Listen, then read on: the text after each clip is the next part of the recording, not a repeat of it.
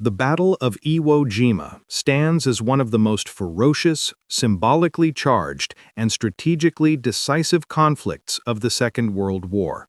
A clash fought not merely over 8 square miles of volcanic rock, but over the future trajectory of the Pacific War and the projection of American air power deep into the Japanese homeland. Situated roughly halfway between the Mariana Islands and Japan, Iwo Jima was a barren, sulfuric wasteland dominated by the looming volcanic cone of Mount Suribachi. Yet its importance far exceeded its bleak appearance. By late 1944, as the U.S. island-hopping campaign tightened the noose around Japan's defensive perimeter, the island's 3 airstrips emerged as a critical asset for the Imperial Japanese Army and a dire threat to the operations of American B-29 bombers conducting long-range missions over Tokyo and other industrial hubs. Japanese radar stations on Iwo Jima provided early warnings of incoming American bombing runs, allowing interceptor aircraft to take flight before U.S. formations reached the mainland, while fighters launched from the island harassed and destroyed bombers struggling to return to their bases in the Marianas. American air crews understood quickly that Iwo Jima was not just a nuisance, it was a deadly obstacle that had to be removed. For American commanders, securing the island would serve 2 vital goals: eliminating the radar and fighter threat and establishing emergency landing fields for the hundreds of B-29s limping home each month, crippled by mechanical failures, battle damage, and fuel shortages. High Command predicted that seizing Iwo Jima would save thousands of aviators' lives and accelerate the strategic bombing campaign that had become the cornerstone of America's plan to force Japan to its knees. Yet what awaited the Marines on the black sands of Iwo Jima was unlike anything they had encountered in earlier campaigns. Under the meticulous direction of General Tadamichi Kuribayashi, one of Japan's most capable and forward-thinking commanders, the island had been transformed into a subterranean fortress designed to bleed the United States at a scale so severe that it might slow or even halt America's momentum in the Pacific. Rejecting the futile banzai charges that had doomed previous island defenses, Kuribayashi engineered a complex, interlocking system of caves, tunnels, pillboxes, and artillery chambers carved deep into the volcanic rock, immune to bombardment and invisible to aerial reconnaissance. This immense underground network allowed Japanese defenders to move undetected from one sector to another, reappear in unexpected locations, and continue fighting even when entire positions were believed destroyed. When the Marines landed in February 1945, they expected a shattered, demoralized enemy who had been pounded for weeks by one of the most intense pre-invasion bombardment of the war. Instead, they encountered silence. A terrible silence that remained unbroken until thousands of Marines had crowded onto the beaches, pinned between the sea and the slopes of Suribachi. Then, at a moment chosen with absolute precision, Kuribayashi unleashed a storm of fire from concealed guns, cutting down men, vehicles, and landing craft with devastating effect. From that moment on, the Battle of Iwo Jima devolved into a nightmarish struggle fought inch by inch, crater by crater, tunnel by tunnel, against defenders who refused to surrender, refused to retreat, and sought to kill as many Americans as possible before their own inevitable end. The Marines soon realized that the island itself seemed to be alive with danger. Machine gun barrels emerged from seemingly solid rock. Mortars fired from invisible pits. Snipers vanished into the earth seconds after taking their shots. Flamethrower bursts disappeared into holes only to ignite firestorms deep below. The terrain, covered in loose volcanic ash, provided no cover, no stability, and no comfort.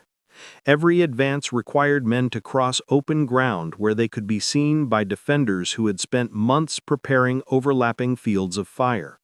Casualties mounted with staggering speed, and units were often reduced to a fraction of their strength within hours. Yet the Marines continued forward, toward Suribachi in the south and toward the complex defensive strongholds of the Meat Grinder, Hill 382, the Amphitheater, and Turkey Knob in the north.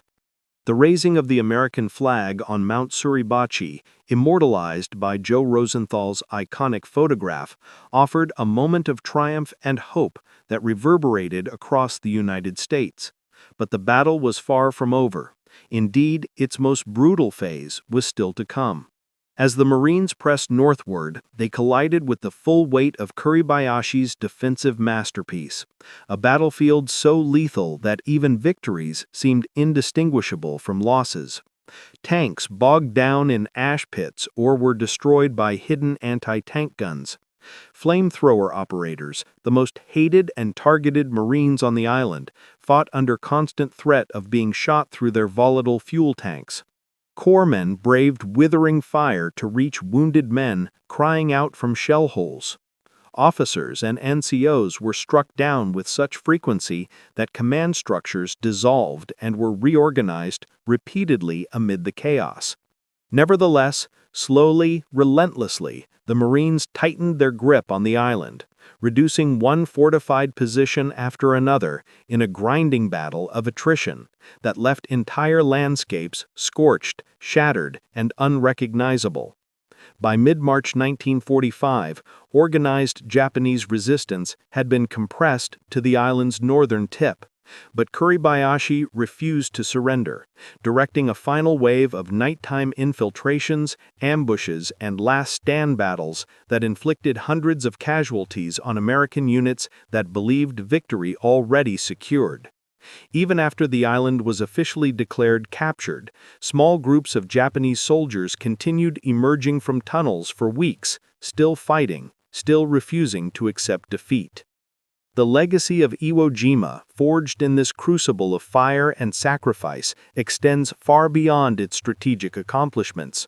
While the airfields ultimately saved thousands of American bombers and air crews, and while the battle hastened Japan's weakening defensive capacity, the human cost of capturing the island stunned military planners and deeply influenced the decisions that followed, including the grim calculations surrounding a potential invasion of Japan and the eventual decision to deploy atomic weapons. For the United States Marine Corps, Iwo Jima became an enduring symbol of courage, brotherhood, and perseverance, a battle remembered not only for its iconic flag raising, but for the unimaginable hardship endured by the men who fought there.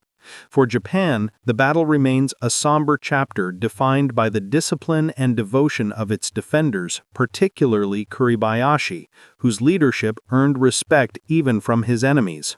And for the world, Iwo Jima remains a stark reminder of war's ability to reshape landscapes, alter nations, and leave scars, both physical and emotional, that endure across generations. In the end, the Battle of Iwo Jima was not simply a military engagement, but a testament to the extremes of human endurance, the brutal demands of modern warfare, and the profound cost of victory in a struggle that fundamentally reshaped the course of history. In the final year of World War II, as the Pacific Ocean became the central arena for one of the most intense and far-reaching military campaigns in history, the United States and Japan found themselves locked in a deadly strategic contest that would shape the future of the conflict and ultimately determine the path toward the war's conclusion. The Battle of Iwo Jima, though fought on a small, barren volcanic island barely 8 square miles in area, was the culmination of years of escalating hostilities, tactical innovation, and escalating desperation on both sides.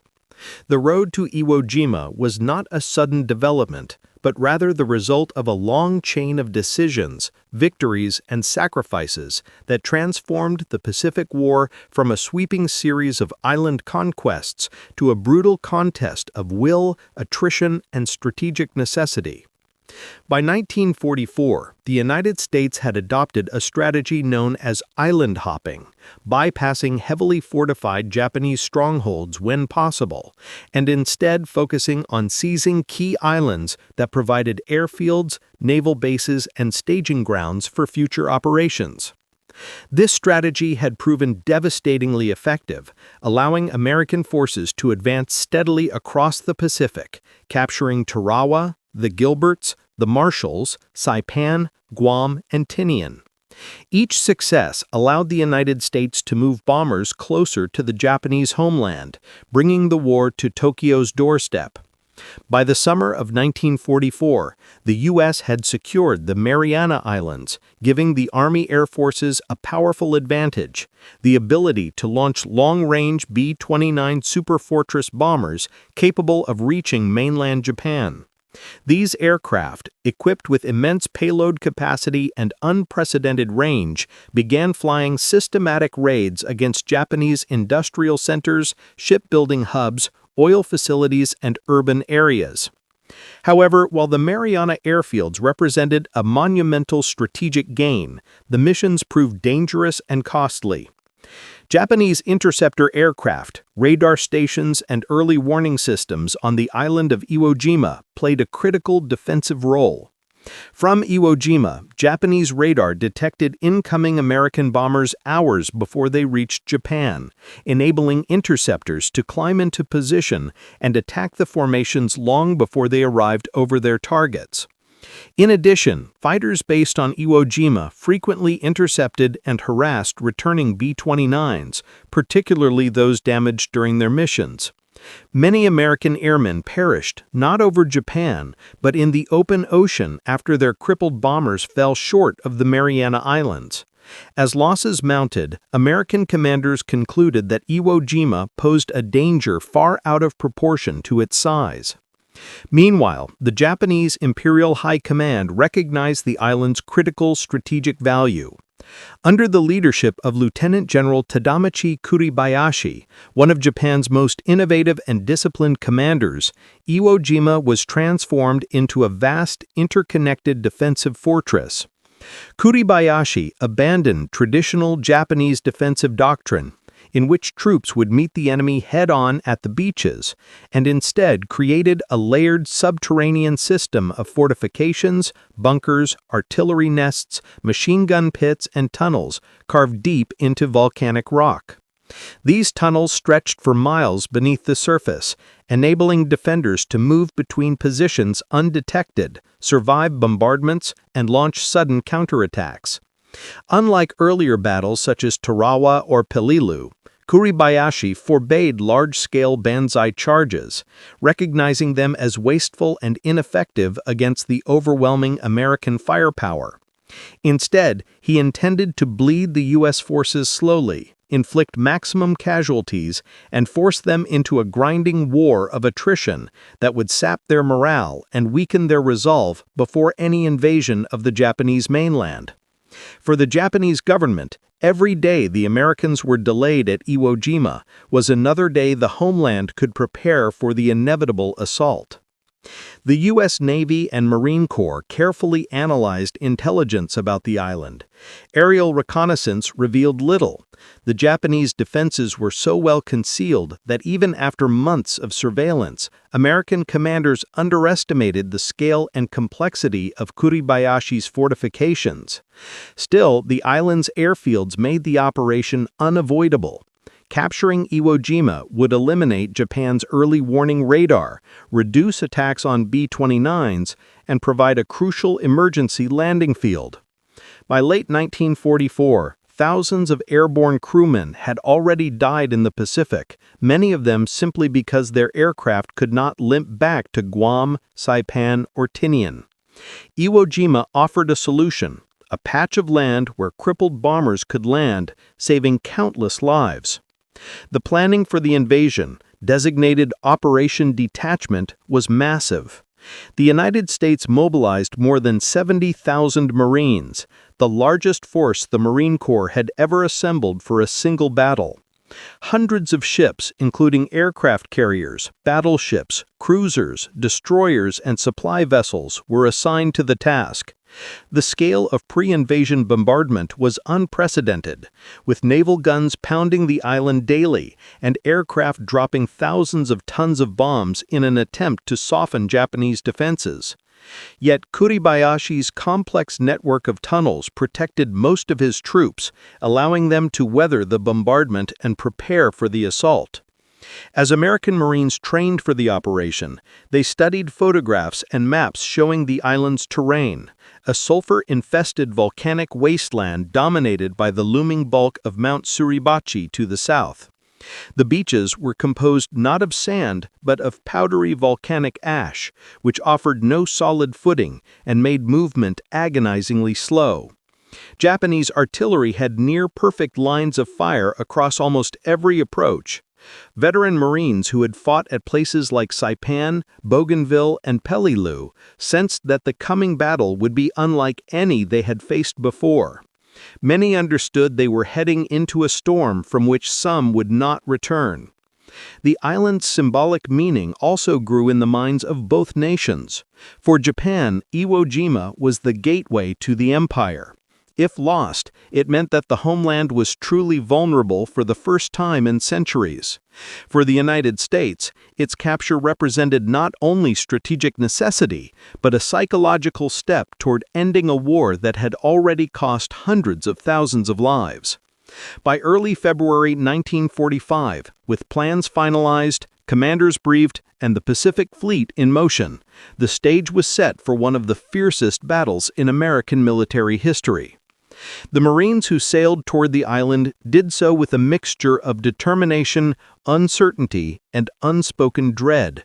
They had heard reports of Kuribayashi's preparations, the volcanic terrain, and the Japanese vow to die rather than surrender. Yet none of them could fully imagine what awaited them on those black ash beaches.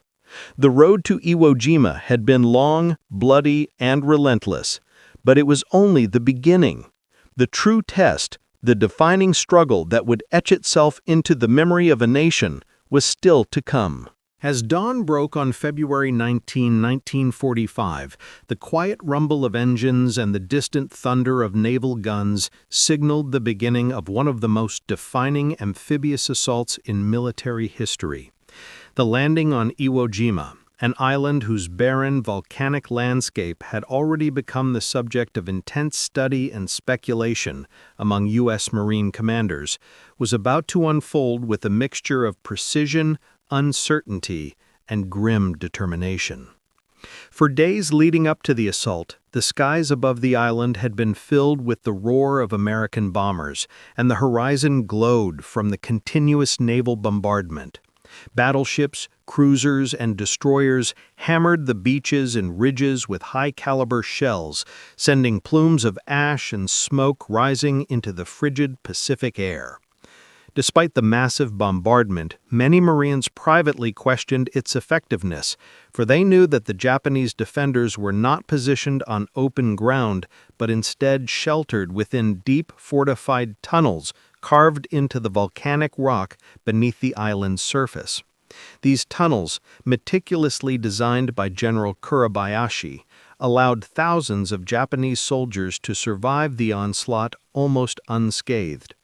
At 6:40 a.m., the first wave of landing craft, packed with Marines of the 4th and 5th Divisions, began moving toward the shores. The water churned violently as hundreds of LVTs, Higgins boats, amphibious tractors, and armored vehicles struggled against the surf. The Marines, weighed down by packs, weapons, ammunition, and supplies, stared ahead at the dark outline of Iwo Jima. The island did not appear welcoming. Instead, it resembled a scorched alien landscape filled with jagged rock, sulfur deposits, and swirling volcanic ash. The looming presence of Mount Suribachi dominated the view, its slopes rising steeply from the southern tip like an ominous sentinel. From its crest, the Japanese had near-perfect observation of every approach route, every movement, and every landing craft pushing toward the beach. When H hour arrived, thousands of Marines surged toward the shoreline. The closer they came, the more they realized that the terrain was unlike anything they had encountered in previous battles. Instead of coarse sand or coral, staples of earlier Pacific landings, they were met with deep, loose, powdery volcanic ash. The first Marines to leap from their landing craft sank ankle-deep into the black grit. The footing was unstable, and every movement felt labored, as if they were fighting the very island itself with each step. Vehicles fared no better. Tanks and amphibious tractors bogged down almost immediately. Bulldozers struggled to push through the shifting ground, and supply jeeps spun helplessly. Yet, despite these obstacles, the Marines pressed forward, expecting the usual barrage of enemy fire that had greeted them in prior landings, but instead, a strange quiet loomed. The first minutes of the assault were eerily calm. Only sporadic sniper rounds and scattered machine gun bursts broke the silence. Many Marines felt a sense of unease. Seasoned veterans recognized this silence not as mercy, but as a trap. Suribachi had given a strict order: no firing until the beaches were completely filled with American troops and equipment. The Japanese defenders watched from concealed firing ports, waiting for the precise moment to unleash their fury. Within half an hour, the beaches were saturated with men, vehicles, artillery, and supplies, densely packed and immobile due to the treacherous terrain. It was then that the island erupted. The first coordinated Japanese barrage hit with devastating precision. Artillery shells rained down from hidden emplacements in the cliffs. Mortars fired from unseen pits. Machine guns, camouflaged so effectively that their muzzle flashes were nearly invisible, opened up in deadly crossfire patterns. The air was suddenly filled with smoke, shrapnel, screams, and chaos. Marine units were wiped out in seconds. Amphibious vehicles burst into flames. Waves of men were forced to dive into shallow shell holes or cling to the shifting ash as bullets cut through the air around them. The volcanic terrain made digging foxholes almost impossible. Every scoop of ash collapsed in on itself. Communication became nearly impossible as officers were cut down and radios destroyed. Yet, amid the devastation, small groups of Marines crawled, rolled, and advanced inch by inch. Flamethrower teams targeted the pillboxes that had revealed their firing pits. Demolition squads hurled explosives into bunker openings. Tanks that managed to free themselves provided covering fire, but many were destroyed within moments by Japanese anti-tank guns that emerged briefly from hidden casemates before vanishing into tunnels. By midday, the beaches were so crowded with casualties, wreckage, equipment, and ash that some landing craft struggled to find space to unload. Still, the Marines persisted. The 5th Division pushed toward Suribachi, while the 4th Division attempted to drive inland toward the Motoyama Plateau, where the island's airfields awaited capture. Every movement was contested. The Japanese defenders fought with a combination of discipline, coordination, and fanatical resolve. Snipers, often positioned in sulfur caves or reinforced bunkers, picked off Marines from angles that defied logic. Machine gun nests fired until their barrels overheated and glowed red, then disappeared into tunnels only to reappear at another opening minutes later. The Marines quickly realized that this was not a traditional enemy. They were not facing random defenders, but a carefully orchestrated, highly disciplined defense designed to maximize American casualties. Casualties mounted with horrifying speed. Men who had survived Tarawa and Saipan described the landing as the most intense they had ever seen.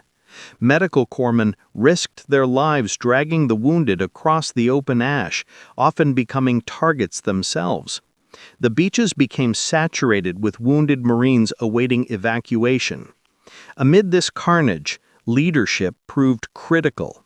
Company commanders rallied their men under fire, pushing through deadly kill zones to gain ground. NCOs took control when officers fell. Individual Marines became the deciding factor, using their training, instincts, and sheer determination to push forward. As the sun began to set on the first day of the invasion, the Marines had accomplished what seemed nearly impossible. They had established a foothold. Though still pinned down in many sectors, they had pushed far enough inland to begin linking fragmented units. Engineers created makeshift pathways for vehicles. Artillery units began to set up their guns. The beachhead, though battered, was secured. But the cost had been staggering. More Marines fell on the first day of Iwo Jima than during the initial days of many earlier Pacific campaigns combined. And yet, this was only the beginning. The landing was not merely an amphibious assault, but the opening act of a brutal, drawn-out struggle in which the Marines would have to fight for every foot of ground. That first day had revealed one undeniable truth. The Japanese defenders were prepared to resist until the very last man. The Marines, exhausted, ash-covered, and shaken by the ferocity of the enemy fire, dug in for the night and prepared to continue the fight at dawn. The volcano-shrouded island, illuminated by the flames of burning vehicles and the glow of artillery strikes, seemed to breathe with its own living rage. This was Iwo Jima, an island that would test the limits of human endurance, courage, and sacrifice in the days to come. The assault on Mount Suribachi, one of the most iconic and hard-fought objectives of the entire Pacific campaign, began with a mixture of determination, dread, and the harsh realization that the Marines were engaging an enemy unlike any they had encountered before. Rising 546 feet above the southern tip of Iwo Jima, Suribachi was not merely a geographical feature, it was a fortress. From its commanding heights, the Japanese had spent months carving out an interconnected system of tunnels, pillboxes, machine gun nests, artillery positions, and observation posts that gave them unprecedented control over nearly every inch of the island. Marine commanders understood that, as long as Suribachi remained in Japanese hands, every movement along the beaches and even inland would be subjected to deadly and constant fire. The volcano stood not only as a strategic obstacle, but as a psychological one. Its dark, jagged silhouette loomed over every Marine who stepped onto the black ash beaches. Capturing the mountain became a priority, both tactically and symbolically. From the first day of the landing, the 5th Marine Division had been tasked with moving south toward Suribachi. Their advance, however, was anything but straightforward. The terrain between the beaches and the base of the mountain was a maze of natural and man-made obstacles. Jagged rock formations, collapsed craters created by naval bombardment, sulfuric vents spitting steam, and expertly camouflaged Japanese fortifications. Every foot forward had to be earned under fire. The Japanese defenders used the southern approaches as a massive kill zone. Machine gun fire cut across the landscape in overlapping arcs. Mortar shells crashed down with terrifying precision.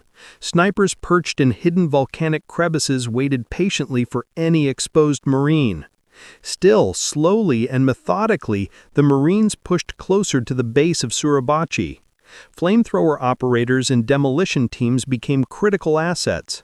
Many of the Japanese defenses were so deeply embedded into the volcanic rock that only direct blasts or incineration could neutralize them.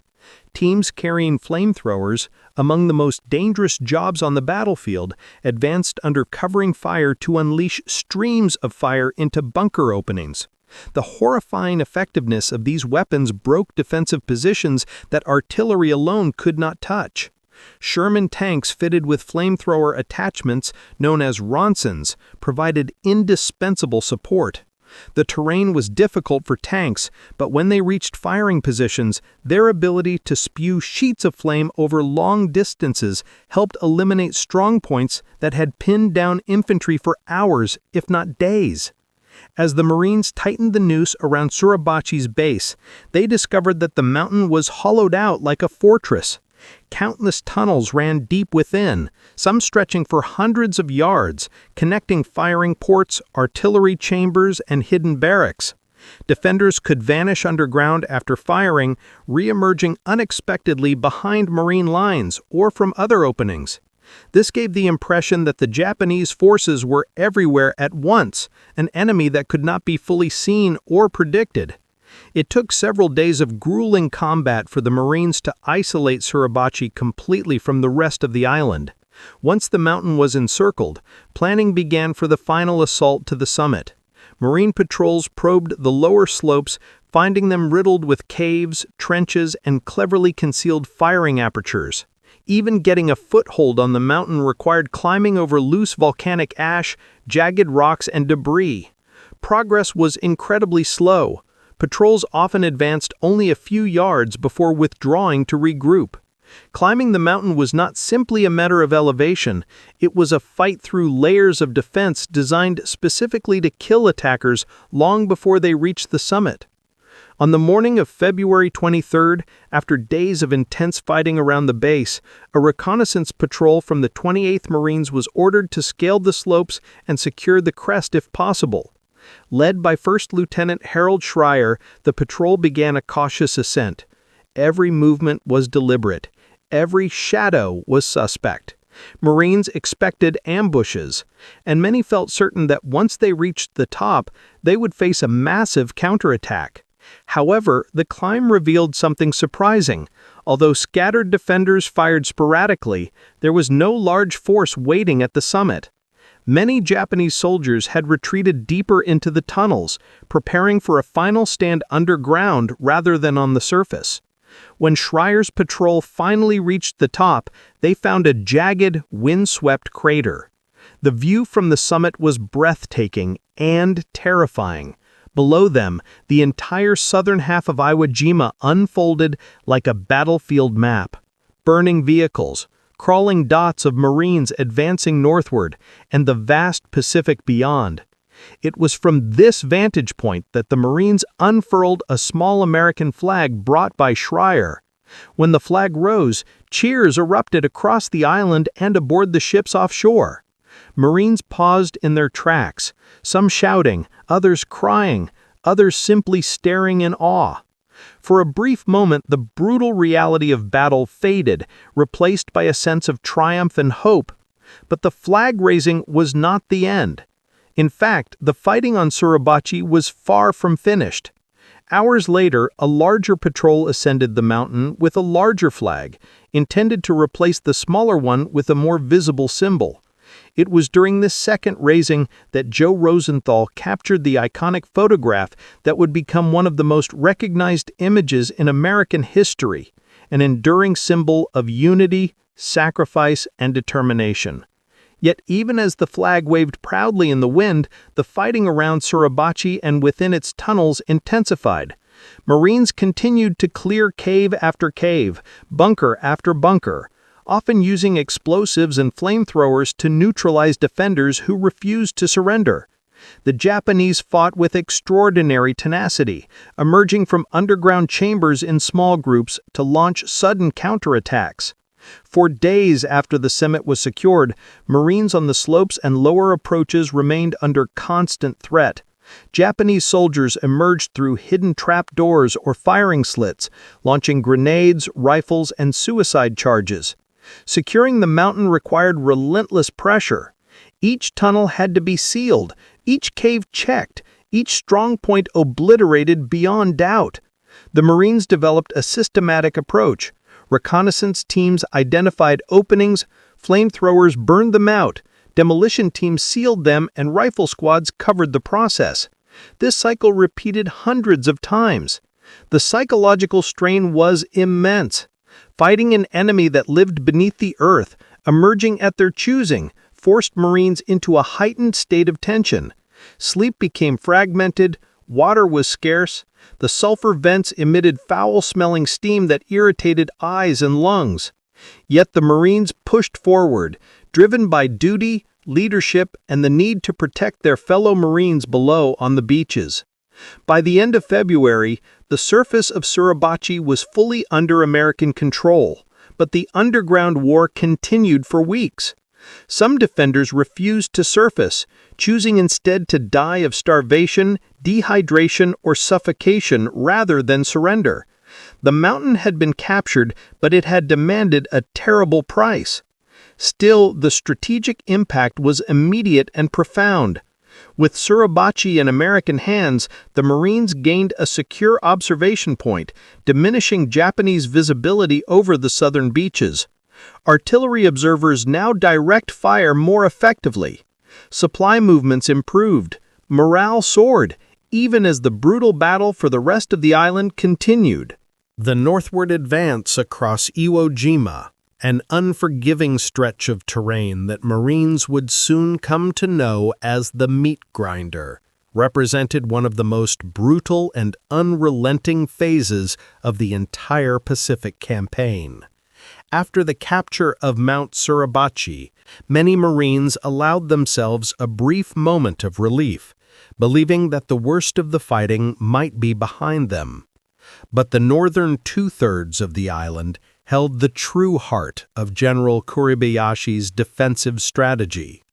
Unlike Suribachi, which functioned primarily as an observation point and symbolic stronghold, the northern sector was a sprawling labyrinth of interlocking fortifications, deep defensive tunnels, embedded artillery positions, minefields, snipers' nests, and pillboxes built with steel-reinforced concrete designed to withstand even the most powerful naval bombardments. The Marines were advancing into a fortress designed not to repel them quickly, but to kill them slowly, methodically, and in staggering numbers. The very names the Marines gave the northern landmarks, Hill 382, the Amphitheater, the Quarry, Turkey Knob, reflected the savage and bitter fighting that raged over every inch of ground. This was a battlefield where progress was measured not in yards, but in feet, where entire companies could be lost attempting to take a single ridge or small patch of volcanic ash. The terrain itself was a weapon. The volcanic rock had broken into jagged, irregular formations over centuries of geological upheaval. Sulfurous steam vents expelled blistering heat, filling the air with the stench of rotten eggs. Deep craters left by naval shells formed natural traps in which Marines could be pinned down with devastating accuracy. Black ash drifted across the battlefield, obscuring vision, clogging weapons, and soaking uniforms with the grit of war. The Japanese defenders, far more numerous in this region than on Suribachi, were protected not only by their fortifications but by their unwavering determination. Under Kuribayashi's command, the garrison was instructed to conduct a battle of attrition unlike any seen before. There would be no large banzai charges, no reckless sprints across open ground. Instead, every bunker, every tunnel entrance, every machine gun nest was positioned to maximize lethal efficiency. They fought from concealed positions, firing precisely timed volleys before disappearing underground, only to reappear later from entirely different locations. For the Marines, the first major challenge in the northern sector was the Motoyama Plateau, home to airfields number 2 and number 3. The Japanese had constructed defenses around these airfields with extraordinary care, knowing the Americans considered their capture essential. The 3rd, 4th, and 5th Marine Divisions rotated through this hellish territory, each encountering the same deadly pattern. A seemingly quiet area would erupt with machine gun fire. Marines would dive for cover only to be targeted by mortars. And when they attempted to advance, snipers hidden in spider holes would pick off the leaders. The battle often unfolded like a deadly puzzle. Once a bunker or pillbox was identified, it had to be assaulted with a combination of flamethrowers, grenades, and demolitions. But even then, success was not guaranteed. Many of these fortifications were linked to deeper tunnels, allowing defenders to escape and reappear elsewhere. Sometimes Marines discovered that a bunker they thought destroyed was simply been abandoned temporarily, only to become active again once they moved past it. Amphibious tanks and Shermans equipped with flamethrowers played a central role in the assault on the meat grinder, but their progress was hampered by the uneven terrain. Tanks would become stuck in ash pits or jammed between rock formations. When immobilized, they became instant targets for Japanese anti-tank gunners, who lay in wait inside reinforced casements. Many crews died inside their vehicles without ever seeing the enemy who destroyed them.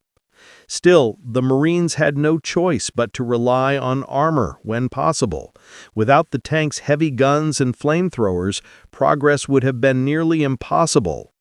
As the fighting intensified, casualty rates soared. Entire platoons were wiped out attempting to take a single ridge or trench line. Medical personnel worked constantly, pulling wounded Marines into makeshift aid stations dug into the ash. The constant mortar fire made evacuation treacherous. Stretcher teams were shot at deliberately by snipers who viewed the killing of medics as a way to break American morale. Yet the corpsmen persisted, often risking their lives repeatedly to save just one Marine. Among the most infamous defensive complexes was Hill 382, dubbed the Meat Grinder by Marines who fought there. This was not a single hill, but a tangled network of ridges, caves, and fortified positions that dominated the northern battlefield. The hill's defenders could fire in nearly every direction, covering each other's blind spots. It took weeks of continuous fighting, with numerous units rotating in and out to finally clear the hill.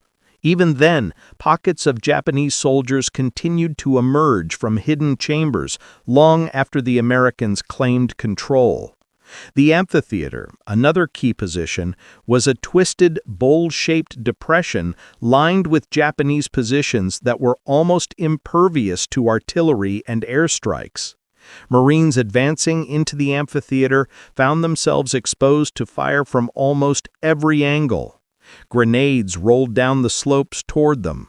Machine guns fired from slits barely visible against the volcanic rock. Flamethrower operators became indispensable, but they were also the most targeted men on the field. A single bullet hitting their tanks could result in catastrophic explosions.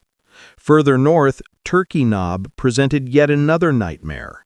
This natural rock formation, reinforced by the Japanese into an impregnable stronghold, housed radio positions and command units that coordinated much of the island's defensive fire. Every approach to Turkey Knob was swept by interlocking fields of fire. Marines assaulted it repeatedly over several days, suffering terrible casualties. It was only after relentless artillery barrages, demolition efforts, and close-quarters fighting that the position was finally neutralized. The psychological strain on Marines in the meat grinder was immense. Fighting an enemy who rarely revealed himself, who attacked from below and vanished like ghosts, created a sense of constant tension. Sleep became a luxury. In many sectors, Marines fought for days without rest, surviving on adrenaline, rations, and the unspoken bond that held their units together. The smell of death permeated the battlefield. The wounded cried out for help from craters and trenches, and Marines risked their lives to retrieve them.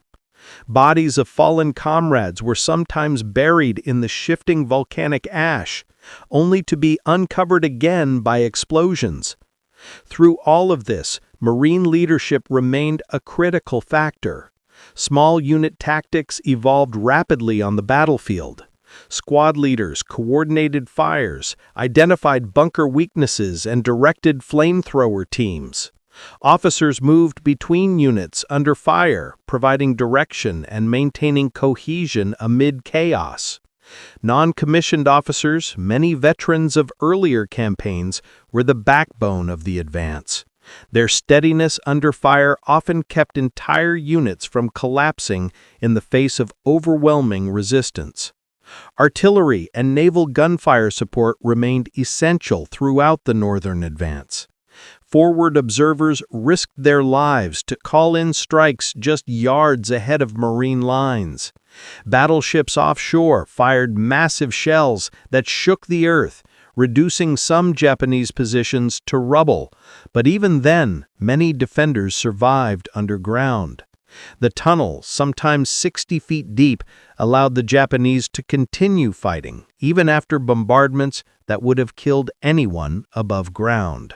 The final resistance on Iwo Jima, culminating in the last pockets of Japanese defense collapsing through late March, represented not merely the dying embers of a defeated garrison, but a profound testament to the resolve, discipline, and tactical ingenuity that had defined General Tadamichi Kurabayashi's strategy from the very beginning.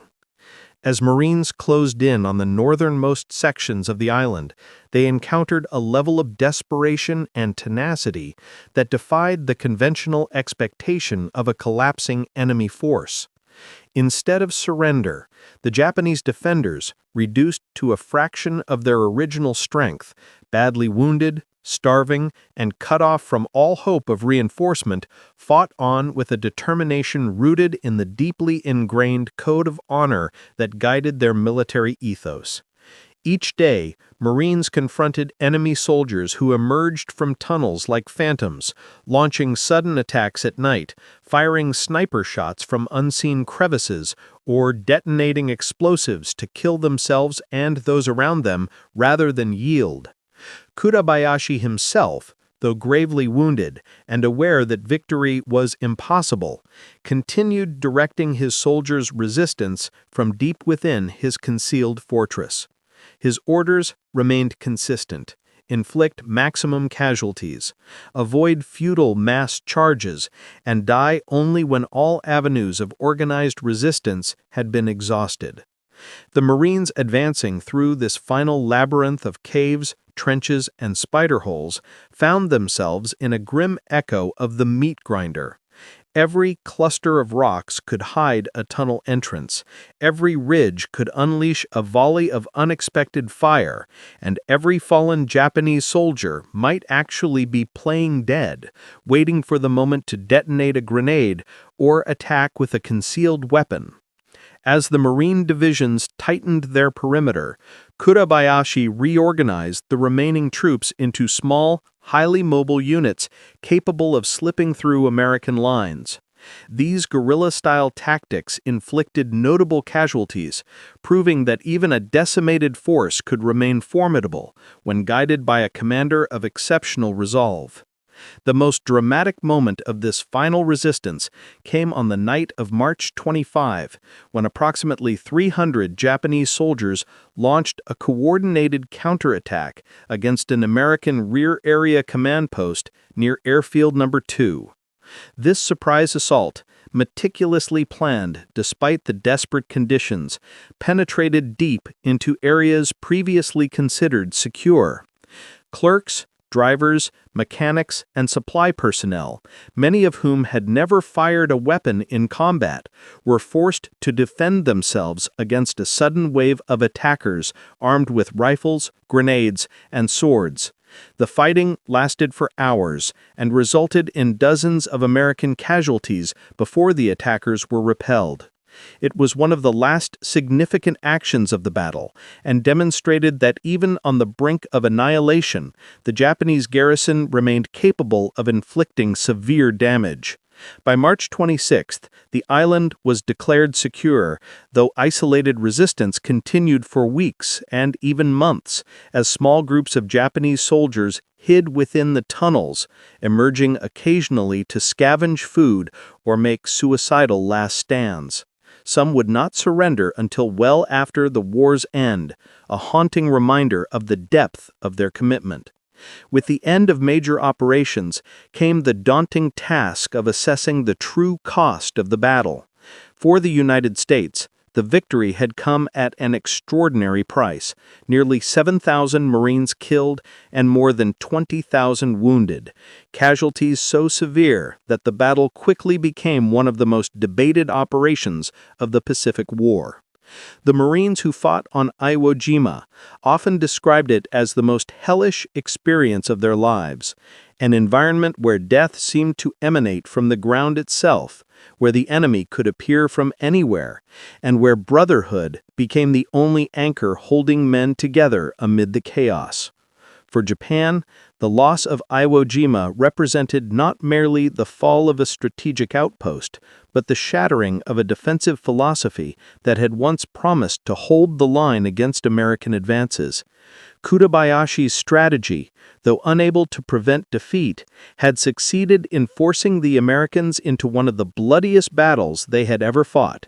His refusal to commit his troops to wasteful suicide charges prolonged the defense by weeks, inflicted massive casualties, and demonstrated a level of military professionalism that earned him respect even from his enemies.